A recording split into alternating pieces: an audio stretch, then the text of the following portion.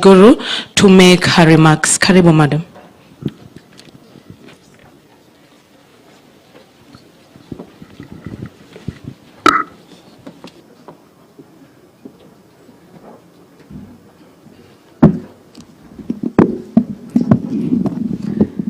Your Excellency, the Deputy President of the Republic of Kenya, Your Excellency, Rigathi Gachaguas. I have a colleague who's trying to distract me. Excellency Governors, Cabinet Secretaries present, development partners, ladies and gentlemen, all protocols observed, good morning. I had a speech, Your Excellency, but you have seen that I've put it aside. I will just be very brief to just say what it is the counties are doing, and then make some recommendations on how maybe we can make a little bit more impactful this meeting, so that we can come up with a plan that can help both the national and county governments in dealing with this expected phenomena. I will not go into the background of the El Nino. We all know that we're expecting it to cause devastating effects to many of our communities. In response planning, Your Excellency, the county governments have been coordinating our response mechanism. We have developed a template. We have given it to all our county CECs.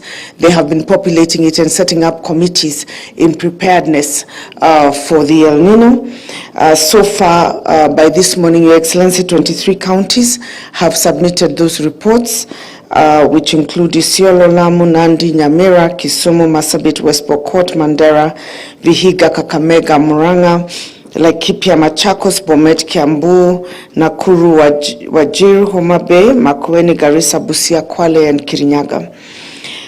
We are expecting the rest to still be coming because we had actually given them a deadline of this coming week. But now, with these meetings, we have asked them to make it a bit fast.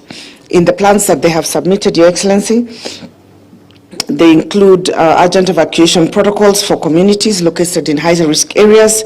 Every county governor who's here have their own plans with the same. They have mapped out their hotspots. They have come up with plans for relocation.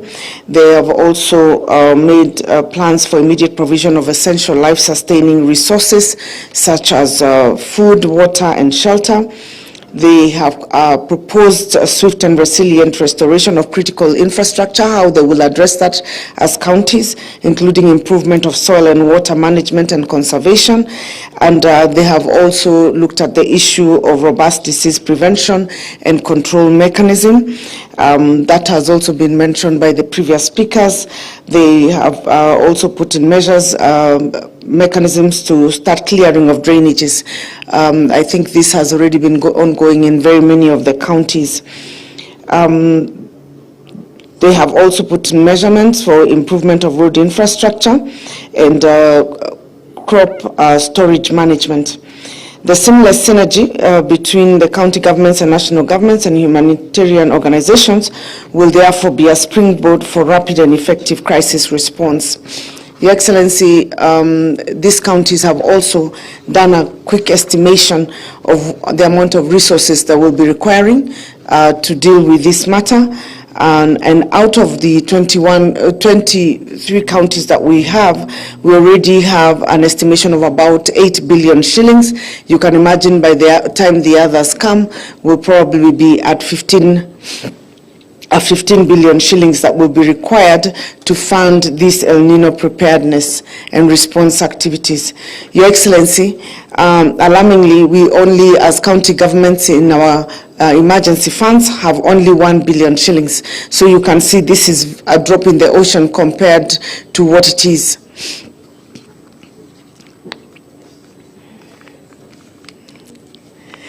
Your Excellency, the issue of resources is very important, and that's why I posed, just so that I can get your attention.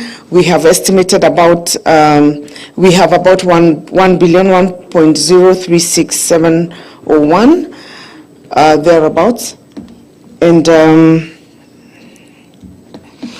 And then we are expecting about a budget from the counties, if this El Nino goes the way it is, of about 15 billion shillings. And the essential resources are required for food supplies, water storage, stormwater management, medical supplies, fuel reserves, evacuations, etc. So, Your Excellency, as we conclude, as I conclude, I just would like to make a suggestion. One is we could start with maybe requesting the National Treasury to release the resources that are pending for the county governments to be able to put the emergency funds in place. I think we have a little of August money about for 4 counties, and then in September we have a lot of the counties, only about 6 or 7 have received their money for September, so about 35.24 billion. That would go a long way for them. Your Excellency, maybe let me make a suggestion where I think you can get the resources for this emergency fund.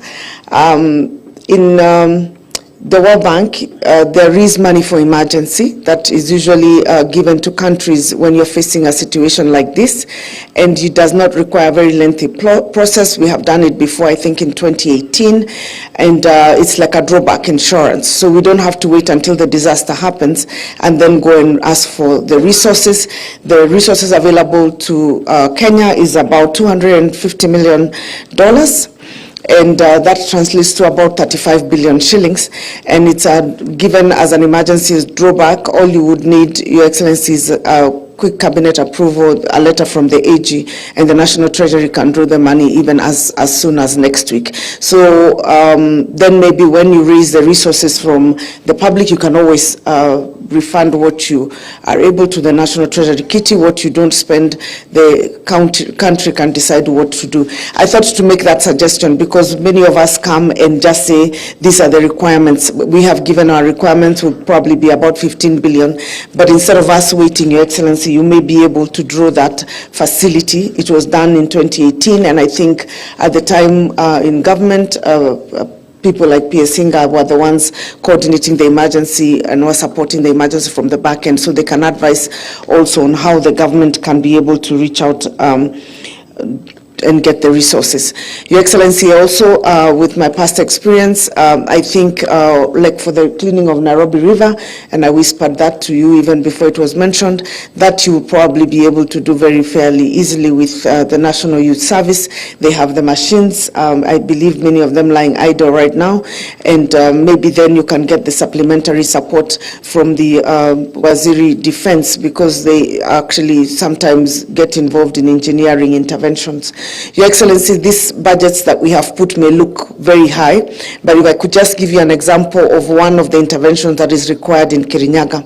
Between Ragati River and Sagana River, where they meet, we have already been warned that the river will burst its banks and probably flood all the way to the highway and probably even submerge our new industrial park.